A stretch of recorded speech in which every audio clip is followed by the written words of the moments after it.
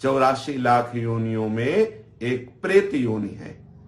प्रेत योनि में भी कई प्रकार हैं, ब्रह्म राक्षस और अग्नि बेताल चुड़ैल, कई कई ऐसा जो महान कष्ट देने वाले हैं। अगर आप भगवद आश्रित होकर भजन नहीं करेंगे तो आप ऐसी अशुभ योनियों को प्राप्त होंगे। तो जो भूत प्रेत आदि का शरीर होता है वो वायु प्रधान होता है। ये मनुष्य शरीर में किसी भी द्वार से प्रवेश कर सकते हैं, आंख से, कान से, त्वचा से, किसी भी द्वार से प्रवेश कर जाते हैं और ये प्रवेश करके मनुष्य को बहुत क्लेश देते हैं। जब किसी के ये शरीर में प्रवेश होते हैं तो इनका वास होता अहम की वृत्ति में। मैं इसमें तो जीवात्मा वास करता, तदात्म भाव जीवात्मा करता है उस अहंकार में, मैं में। लेकिन उस अहम की वृत्ति में ये प्रेत जाकर के अपना वास बना लेता है और वहीं से वो समस्त इंद्रिय आदि पर शासन करता है। वो जैसा चाहता है वैसा व्यवहार उससे कराता है, इंद्रियों को अपने अनुसार चलाता है। फिर वो प्रेत कभी कभी कर्मों का भोग प्रकट होने पर एक शरीर में कई प्रेत आकर के वास कर देते हैं और उसको महान कष्ट देते हैं। पर यह है कि भूत प्रेत सबको नहीं सताते। ये स्वतंत्र नहीं कि जिसको बनाया उसके ऊपर चढ़ गए, उसे क्लेश देने लगे। ये मल द्वार से, मूत्र द्वार से, नेत्र द्वार से, घ्राणेन्द्रिय के द्वार से, श्रवणेन्द्रिय के द्वार से, त्वगेन्द्रिय से ये प्रवेश कर जाते हैं। अहम वृत्ति में जाकर के इंद्रियों पर शासन करते, नाना प्रकार के क्लेश उस शरीर को देते हैं। लेकिन ये हर एक शरीर में प्रवेश नहीं हो सकते, इनके ऊपर शासन ये मनमानी नहीं कर सकते। भगवान भूतेश्वर के शासन में संपूर्ण सृष्टि के भूत रहते हैं और जब किसी जीव का वैसा कर्म बिगड़ जाता है तो उसको दंड देने के लिए वो छूट दे देते हैं, तो वो प्रेत उसके ऊपर चढ़ जाता है, उसको वैसी ही बुद्धि दे दी जाती है। बुरी दशा आने के पहले बुद्धि बदली जाती है। वो जाएगा, पीपल के नीचे पेशाब कर देगा, श्मशान में ऐसे समय में जाएगा, संध्या काल, मध्याह्न काल, मध्य रात्रि, या संयोगवशात कर्म के अधीन होकर के वो प्रेत उसके सामने आएगा, वो उसे बोल देगा, कोई ऐसी घटना घटेगी, वो अपवित्र होगा, वो उसके शरीर में चढ़कर उसे क्लेश प्रदान करेगा। पर एक पक्का समझ लीजिए, कोई भी प्रेत स्वतंत्र नहीं है कि जब वो जिसको चाहे सता दे, ऐसा नहीं है।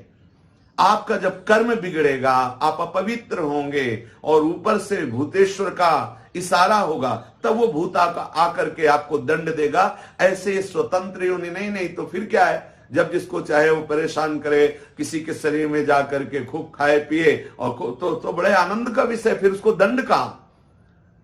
भूत योनि में जो जीव जाता है जलता रहता है।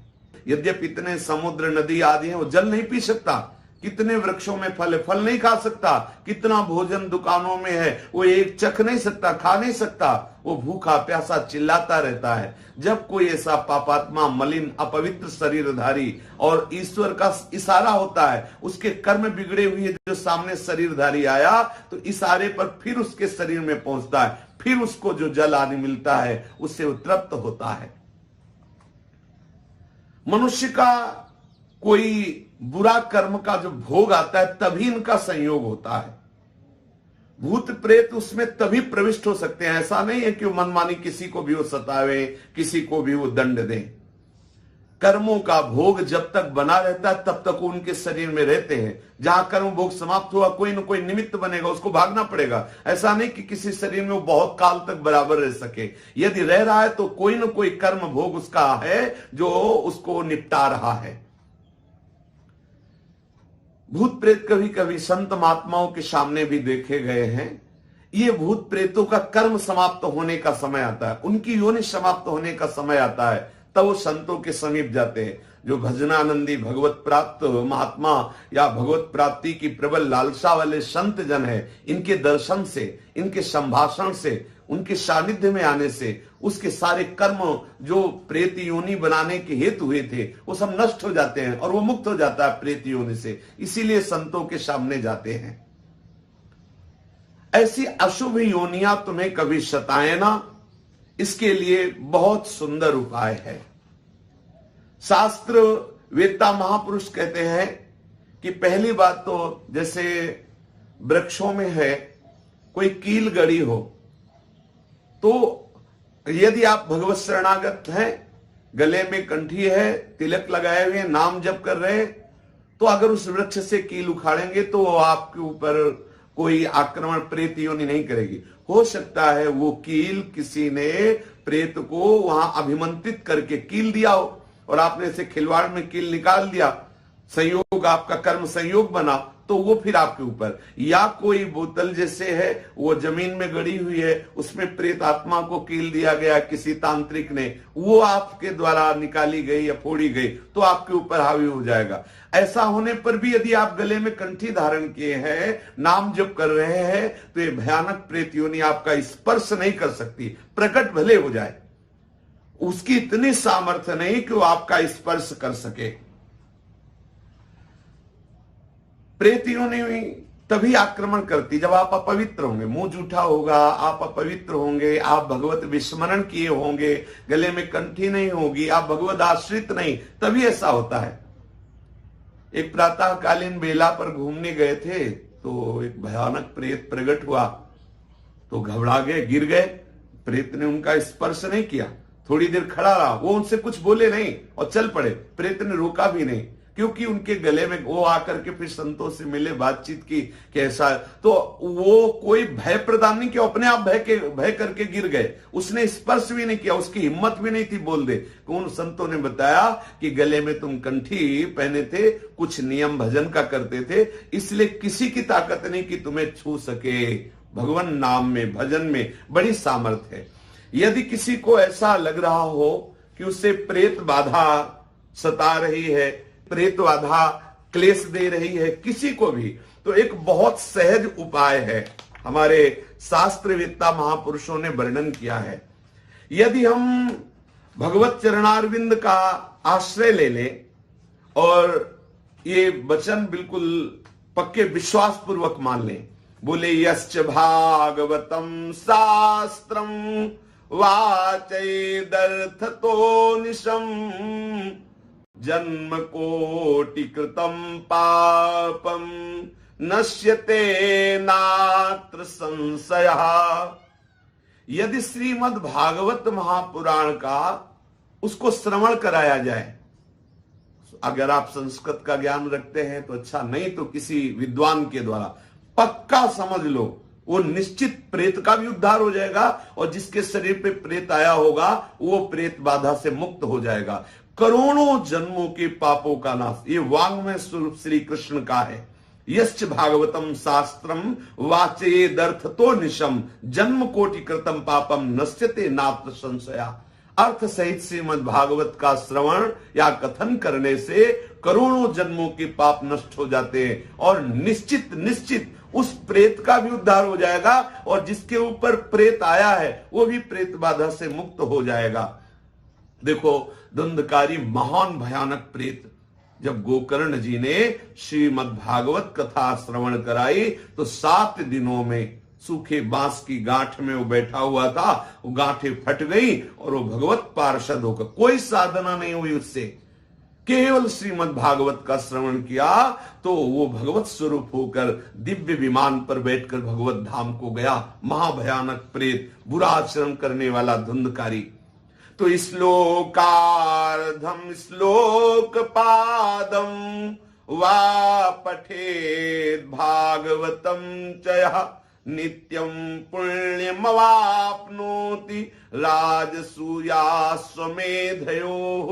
जो पुरुष एक श्लोक याद कर ले भागवत का, मानो संस्कृत का ज्ञान नहीं है, तो एक श्लोक, कृष्णाय वासुदेवाय हरये परमात्मने प्रणत क्लेश नाशाय गोविंदाय नमो नमः, आधा श्लोक इतना ही बोल दे, कृष्णाय वासुदेवाय हरे परमात्मने।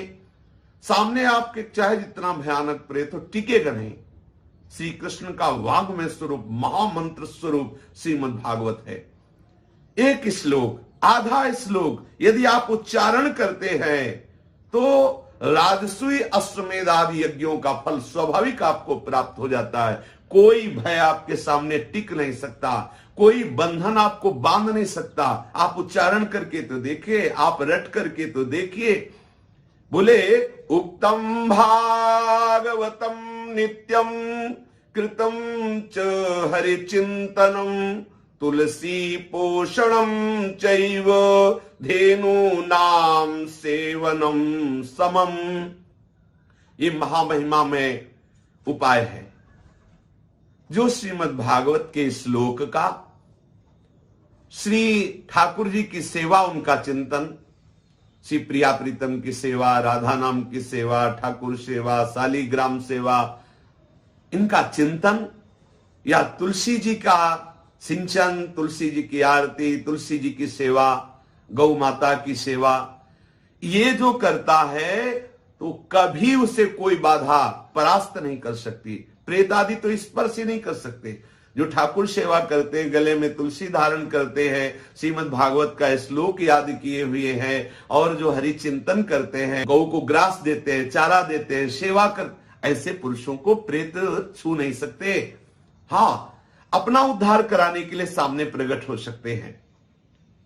बोले, अंत काले तु ये नैव श्रूयते सुख शास्त्रवाक् प्रीत्या तस्यैव वैकुंठम गोविंदोपि प्रयच्छति। यदि किसी का शरीर पूरा हो रहा हो और आप उसको भागवत के श्लोक सुना दे, वो सीधे प्रभु के धाम को जाएगा। बड़ी महिमा है।